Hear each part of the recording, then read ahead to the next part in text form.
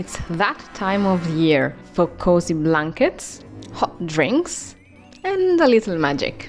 I've got 10 witchy movies you need to watch this autumn, plus a bonus TV show you really don't want to miss. From the coziest to the darkest, let's dive into the list, shall we? Number 1.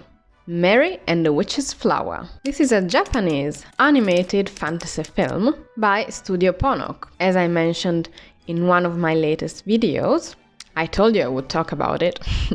And it's based on the 1971 novel The Little Broomstick by Mary Stuart. Mary, a young girl living with her great aunt, follows a mysterious cat into the forest where she discovers a magical flower and broomstick. These whisk her away to Ender College, a school of magic with dark secrets. When Mary tells a lie, she must risk everything to fix the dangerous consequences. This is simply visually stunning, it's whimsical, and it has that Studio Ghibli or Studio Ghibli charm, but with a new twist. Because if you focus on the technique used in the Studio Ponok's movies, actually, not only in this one, you will see that they merge 2D animation with CG animation. And that sets them apart from Studio Ghibli. And I just recently discovered this movie. I had no idea it even existed, and I keep thinking about it, actually. So I think I will rewatch it this season.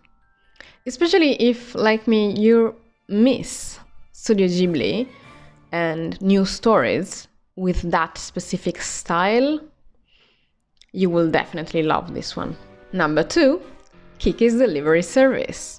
I clearly had to include a Studio Ghibli movie at this point, right?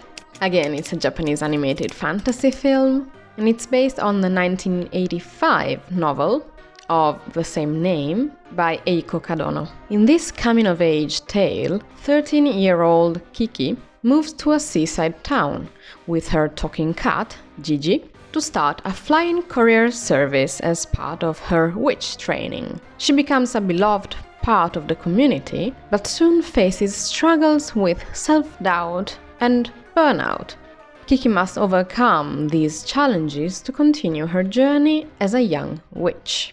There are some themes here that might surprise you, because even though it's not labeled in any of these ways, you see this young girl facing burnout, mental health issues, and the difficulty of finding purpose, but being experienced by a teenage girl.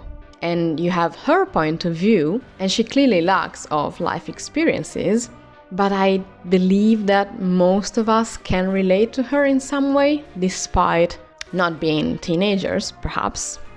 There's only one thing I'm not sure how to feel about, and it's towards the end of the movie, so I will not get into any details. But I was a bit disappointed by that.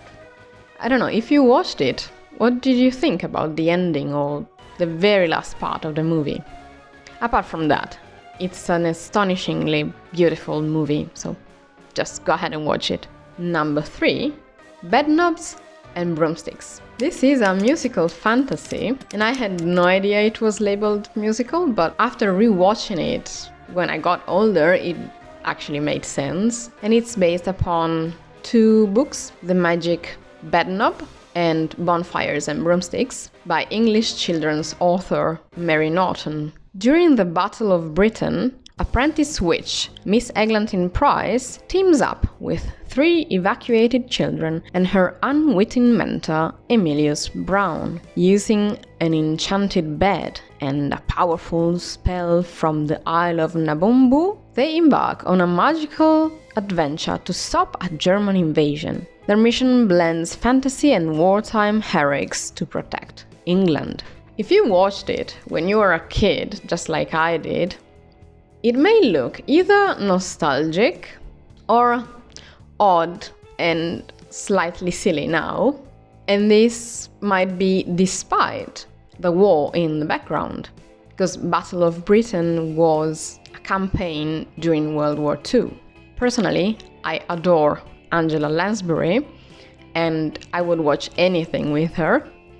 This movie has a special little spot in my memories. Number 4, Practical Magic. It's a romantic fantasy, and this one is extremely popular, and the story is based on the 1995 novel Practical Magic by Alice Hoffman. And there are other books, I think, in this same universe. I don't remember if it's a prequel, sequel or something, but if you want to read about it rather than just watching it, you may do so. Two witch sisters, raised by their quirky aunts in a small town, struggle with societal judgment and a family curse that threatens their happiness. When a personal tragedy strikes, they resort to powerful magic, unintentionally unleashing dark forces that draw unwanted attention and put their family at risk. Faced with mounting danger, the sisters must confront the consequences of their actions to protect their loved ones. This movie is definitely nostalgic,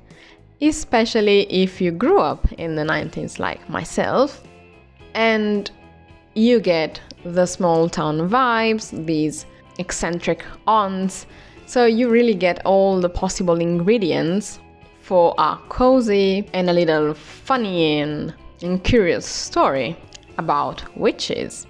I'm pretty sure that most autumn lovers already have this one on their watch list.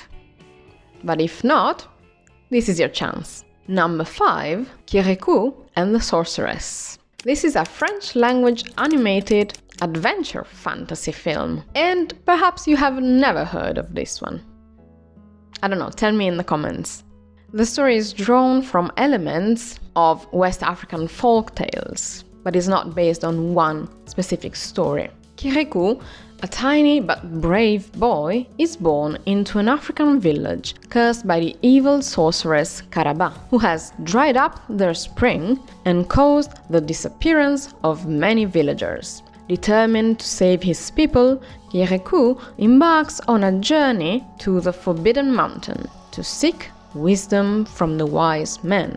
Along the way, he uncovers the secrets behind Karaba's dark magic. It's unique and beautiful. It's certainly unusual, well, because we rarely see movies based on African tales, or in this case, West African stories, and I wouldn't call it a children's movie per se, because of some scenes and certain themes present in the movie. And when I was looking for footage to put in this video, it was especially tricky because the villagers are half naked, if not fully naked. And that's how they are portrayed. So it was tricky to find footage suitable for YouTube, just in case, I get flagged or something. It's a bit of a weird choice perhaps, but I would still recommend it. Number 6, Bell, Book and Candle. This is a supernatural romantic comedy released in 1958. It's based on the 1950 Broadway play of the same name, and I'm not sure you've ever heard of this one either. In 1950s New York, a modern-day witch enchants her neighbor to fall in love with her, partly to spite his fiancé, who happens to be her old rival. However, as she starts to develop real feelings for him, she faces a dilemma. Falling in love could mean losing her magical powers. James Stewart and Kim Novak are starring in this comedy, and perhaps you're familiar with this one because it's the inspiration for the series Bewitched. This movie in particular takes place around Christmas, so perhaps you might want to save it for later this autumn. Number 7, The House with a Clock in Its Walls. This is a fantasy comedy. It's based on the initial 1973 eponymous entry of the Lewis Barneveld novel series. A young orphan, Lewis, moves in with his eccentric uncle, only to discover that he's a powerful magic user. After accidentally awaking the dead, Lewis joins him in a race to find a hidden clock with the power to end the world. Together, they must stop dark forces from unleashing deadly curses on their town. This is a bit of a dark fantasy, and we could even call it steampunk, with a hint of sci-fi. And dare I say, a really tiny bit of horror as well. There's a specific element that freaks me out every single time I see it. But this movie is perfect if you love clocks. And I do love clocks. Did you see my earrings? This movie reminds me of Through the Looking Glass, which was the second movie following Alice in Wonderland. And it has something that reminds me of Hugo Cabret also. But here you get a magical house and quirky characters who practice magic. It's not actually the best movie out there. I was a bit disappointed, and I don't know if I dislike him in general, but I really hated Jack Black in this movie. I wish they had a different person playing the uncle. Let's say that this movie had a lot of potential and some of it was wasted. Number 8, Hocus Pocus. This is a fantasy comedy, and I didn't feel like recommending just the first movie because the second one came out recently, and they are so similar that perhaps you should just watch them both. But let me tell you about the first movie's plot. In Salem, a teenage boy accidentally awakens the Sanderson sisters, a trio of 300-year-old witches determined to reclaim their youth by casting a spell on the town. With the help of his sister, friends, and a talking cat, they must outwit the witches before it's too late. The witches' return marks a chaotic quest to regain their powers after centuries. The sequel feels a bit more like a tribute, but made for Gen Z. So, yeah, you can go and watch it, perhaps for this nostalgia factor, if just like myself, you watched it years ago when you were younger. But since Halloween is not an Italian tradition, it just recently became part of the pop culture. When I was a kid, this movie helped us see what Halloween means to the US, or simply what it's like. And over the past 20 years, Halloween has become a commercial holiday in Italy, just like in many other countries. But back in the day, we had no idea what it meant or what it was like to celebrate Halloween. Number 9, The Witches. There are 2 adaptations, and I'm not sure which one I should recommend. It's a dark fantasy comedy horror based on the 1983 novel of the same name by Roald Dahl. In late 1967, a young orphaned boy moves to a rural town in Alabama to live with his grandmother. When they encounter a coven of witches led by the sinister Grand High Witch, they retreat to a seaside resort only to find the witches are covening there to execute their evil plans. The boy and his grandmother must outsmart the witches to stop their plan. I read the book as a child and watched the 1990 movie, and the only thing I remember is that it was scary. And in 2020, I watched the new adaptation and I still found it quite eerie. In particular, the features of the witches, I find them terrifying. And I don't know how you can market such a story towards children. Maybe if you're used to horror, this is nothing. But to me, my gosh, I do have nightmares if I watch movies like this one. Number 10, Nightbooks. It's a dark fantasy from 2021, and it's based on the 2018 horror fantasy children's book of the same name by J.A. White. In contemporary New York City, a boy named Alex, passionate about writing scary stories, is captured by an evil witch who demands a new tale every night to keep him alive. Trapped in the witch's magical apartment with Yasmin, another young prisoner, Alex must embrace his unique talent to outwit the witch and escape. With Yasmin's help, he learns to use his creativity to rewrite his own fate and attempt to break free. I found this one creepy, even though the main characters are children. I mean, it still has that kind of humor that would fit middle grade or children's movies. It's a bit silly, and I would call it a modern whimsical tale, but for me, it's a bit too scary. I was even considering rewatching it recently, and I thought maybe I should watch it during the day, because if I watch it during the night, then I'm gonna be having trouble sleeping, despite already knowing about the story and when I should look away from certain scenes, you know?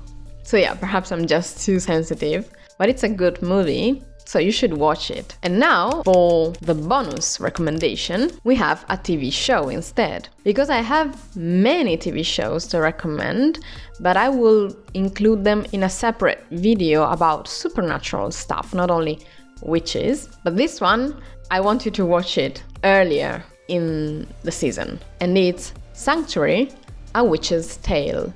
It's a supernatural drama that was released this year. It's based on the 2020 novel Sanctuary, a novel of suspense, witchcraft and small-town secrets by V.V. James. In the small English town of Sanctuary, where witches are long accepted members of the community, an accidental death at a local party sparks a modern witch hunt. The grieving mother blames Sarah, a respected witch, and her daughter, Harper, leading to a clash between the town's traditions and its dark suspicions. The community must navigate the fallout from these accusations and uncover the truth behind the tragedy. I want you to watch this one because it's both about witches and mystery.